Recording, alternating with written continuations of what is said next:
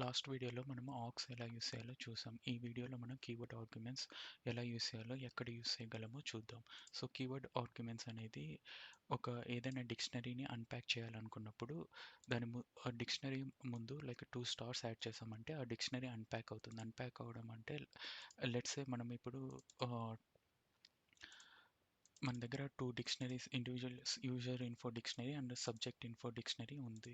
So రెండిటిని combine చేసి ఒక న్యూ డిక్షనరీగా ఫార్మ్ చేయాలనుకుంటున్నాం.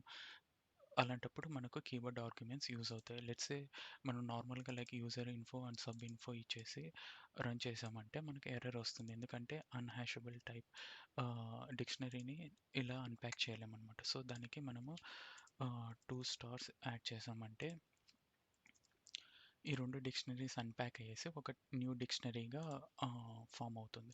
సో ఇప్పుడు రన్ చేసామంటే రెండిటిని కంబైన్ చేసి ఒక కొత్త డిక్షనరీ ఫార్మ్ అయింది. దీంట్లో ఒక ఇంపార్టెంట్ అబ్జర్వేషన్ చూసామంటే 2 డిక్షనరీస్‌లో సిటీ అనే కీ కామన్‌గా ఉంది. సో మనం పాస్ చేసే ఆర్డర్ మీద లైక్ సిటీ అనే కీ అప్డేట్ అవుతుంది. Let's say user info first pass చేసాం. దాని తర్వాత సిటీ అన్‌ప్యాక్ అయిపోయింది. సిటీ లండన్ అన్‌ప్యాక్ అయింది. దాని తర్వాత సబ్ ఇన్ఫో నెక్స్ట్ పాస్ చేస్తున్నాం. దాంట్లో కూడా సిటీ ఉంది. సో సిటీ అనేది లండన్ నుంచి టెక్సాస్‌కు అప్డేట్ అవుతుంది. Thank you.